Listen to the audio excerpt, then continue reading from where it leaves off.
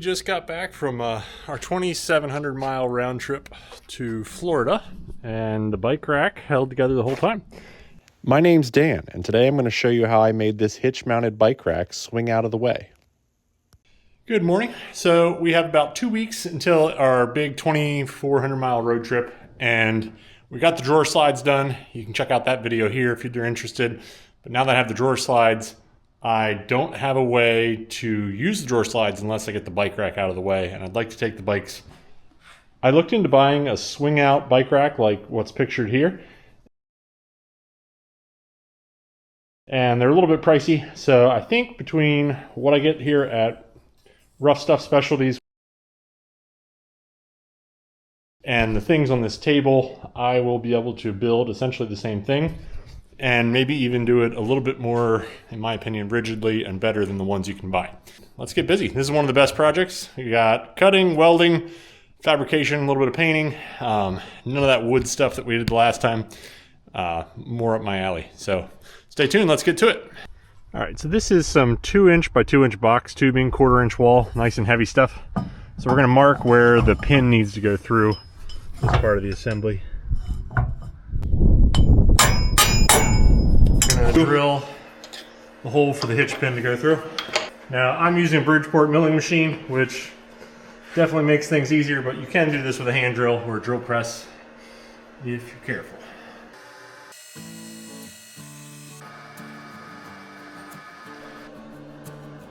All right, so that holds the whole way through. All right, so that looks like it's gonna work. We're gonna leave this piece long right now, so that way we can adjust how far out from the van we want it to be. Once we're sure the final fit, we'll go ahead and trim that down. This is a receiver tube blank from Harbor Freight. So we're gonna chop this off at 6.5 inches long.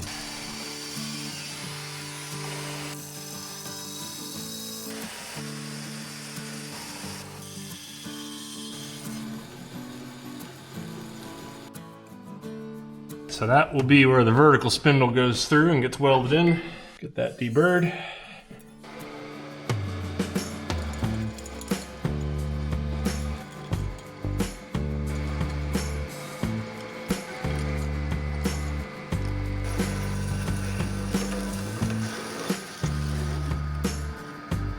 Basically, all I'm trying to do here is get a 2-inch square, approximately square hole for that receiver tube piece to go through. A lot of you guys are not going to have milling machines. This just makes it easier. You could go in here with an angle grinder, put a slitting disc on it, and you could work that way out. There's a lot of ways to get things done. I did not have access to a milling machine like this for a long time. You definitely don't let the fact that you don't have one of these stop you from getting into projects. So now we're going to go in here with an end mill. So this will replace the drill chuck, and we're going to go in and we're going to walk this tool around and clear that out, so that way a piece of that other tubing can go in there.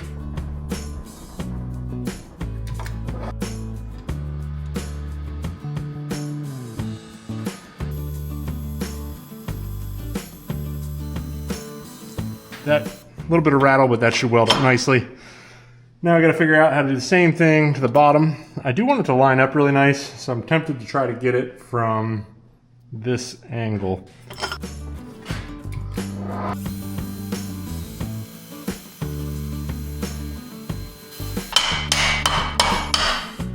Kind of the fit we're looking for. Get this out of the vise. So here you can see a little bit of a relief in the corners, but really nice fit the whole way around. So we're going to swap out the short test piece for the real one and go play around with some of the fitment on the van.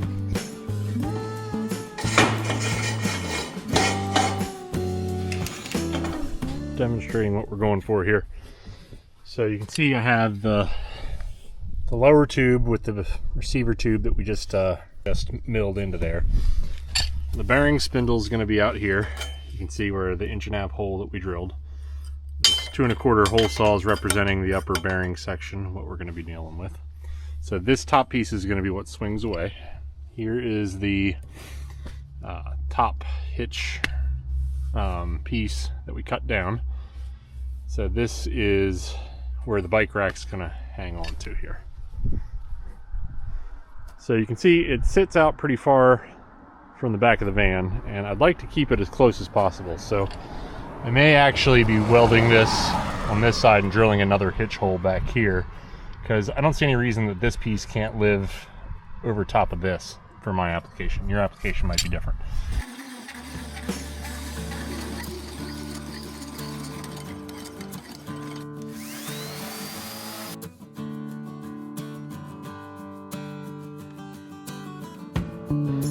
We're going to need a couple caps to cap off the ends of these tubes. So we'll need 2 for the 2.5 inch tube here. We'll make a smaller one for that part of the receiver. And on this side, we won't need any. This will get the one receiver tube, and this coped end will get the tube, so that won't need one. So I'm going to make this out of some of this flat stock. Okay, so these will get welded on into the tube. Kept the parts smaller so that way the weld bead will sort of round that corner off. So keep them ready. Now we'll do the same thing for this over here.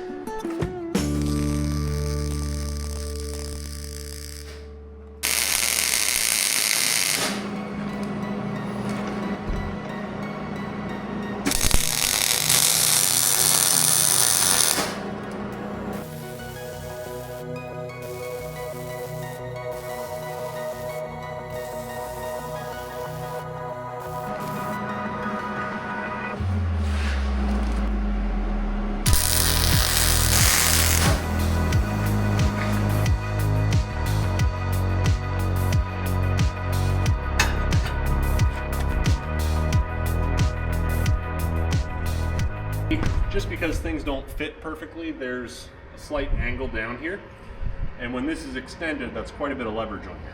So on my hitch, I have this nice heavy-duty flange here, and this is a 3-inch box tubing section. Thinking is, I picked up from Lowe's, this is a 3/8 threaded U-bolt that is 3 inches across. That I'll trim these down. We're just going to come in from this side, and I'll make a bracket that hooks in on this little part of the flange, so that all the weight when this is swung out is going to be pushing down. So there'll be forks that come in like this, and then steel bracket up to here, and then it'll tie in with this bracket that'll help pull it back to hopefully eliminate any rattles.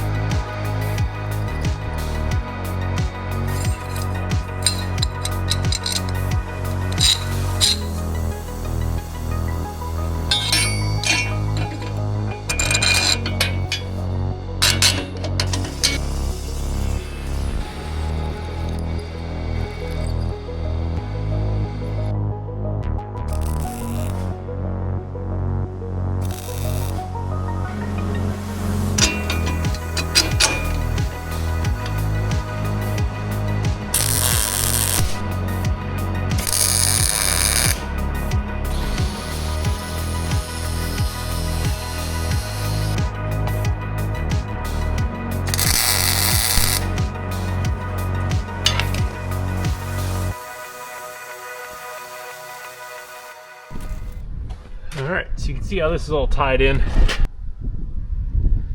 Super solid. So now the bending load, instead of being taken by this, is spread out between the left side of the hitch and the normal part. Okay, so the spindle is going to go something like that. And this is going to be for our detent ring. Not sure spacing how this is going to go yet.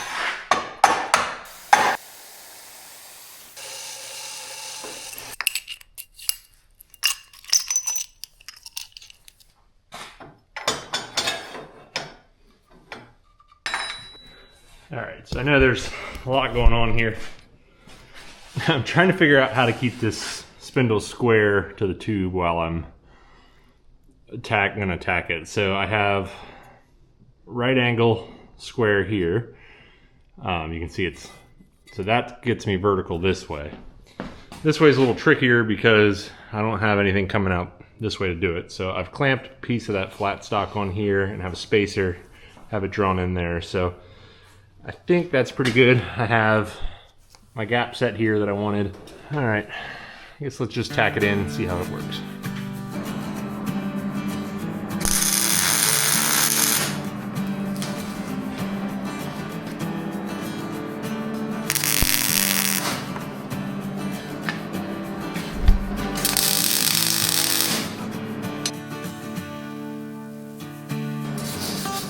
Alright, so now I don't have to worry about that swinging back and denting the bumper.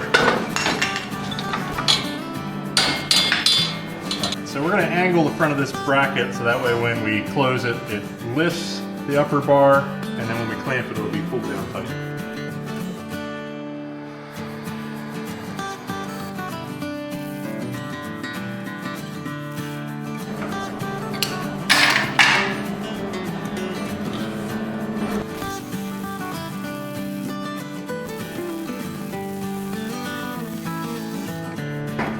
So we're back on the mill, and rather than using this piece that came with it, I'm going to mill out my own. It's a little bit heavier duty and I can weld on. Is it necessary? Absolutely not.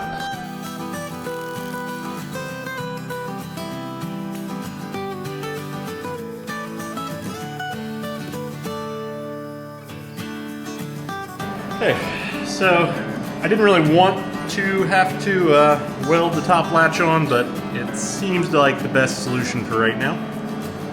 So that is what I'm going to do.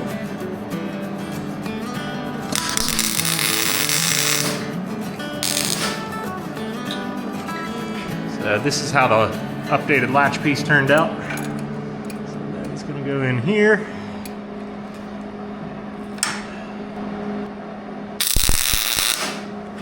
So that it held, but it really pulled that side up.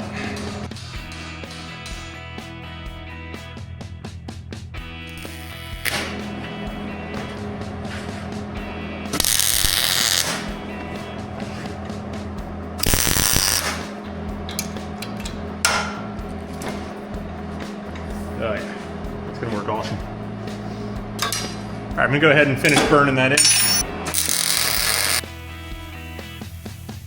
All right, we're not gonna weld the front because I'll just have plenty of room to get in there. I think at this point, I'll figure out the detent. This thing pulls off. So we're gonna go ahead, drill this, pre-assemble it, probably do another test fit on the van, and then might even tack this in place while it's bolted to the van before the bike's on.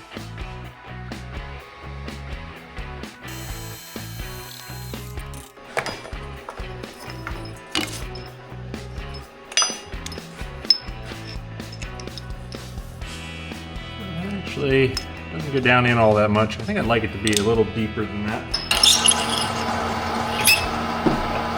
Oh man, it is right on the edge. That's looking really nice, and it didn't break out, so probably gonna leave it just like that. Put this back together.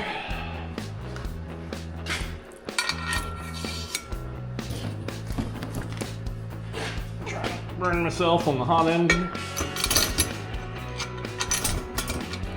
This part, I'm actually gonna snug this and make sure everything's in the final position. Okay. So now we have to decide where the detent's gonna live. And to me, I think it makes sense on the backside. This detent's only gonna be engaged when it's open, so I'm thinking I want it to live somewhere back here.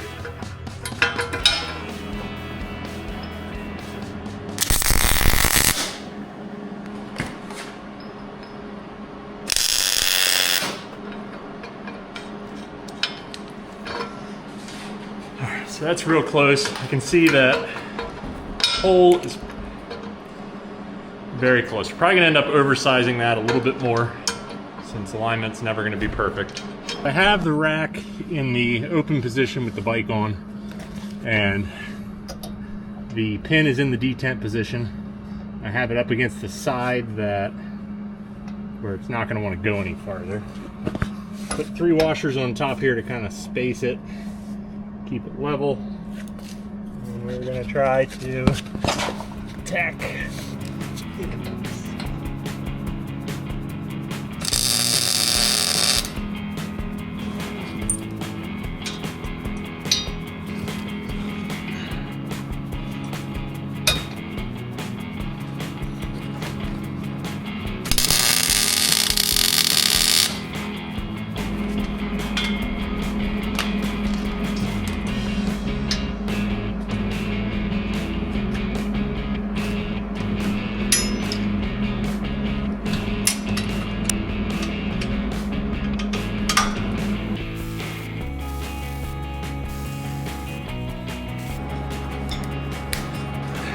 Could definitely use a little bit more space if you wanted to weld it nicer, but I'm sure it's going to go anywhere. Alright, so what I'm thinking is we're going to drill a hole for an extra hitch pin. We come down through here, and then it's going to tie into a cross plate attached to this support, and we'll cotter pin it in. So that way there's no way this thing's coming off without the latch undone and the pin out while we're going down the road. Put the seals and grease in, put the dust cap on, take it for a test drive with the bikes on, see how it, make sure it doesn't rattle or anything, see if we need any other features. But here you can see we have, that's where the safety pin goes into. Also made it a little bit more of a wide ramp. See how that's bent? So that way when this comes, it's actually pushing up on this with the loads on it. When it's not loaded, it's pretty much flush. But that, I'm hoping, is going to help keep it from rattling too. Alright, so about to go on our first test drive. See all the pieces, the detent, bearings all assembled, greased, dust cap on, got the safety pin, latch, cotter keys are in. Over here, so do that key out, safety pin.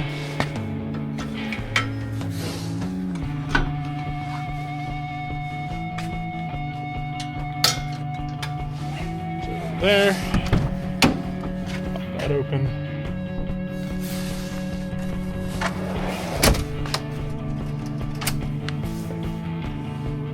There it is. Seems very sturdy at this point.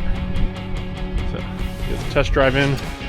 There's some snow headed in here shortly, so get this taken care of.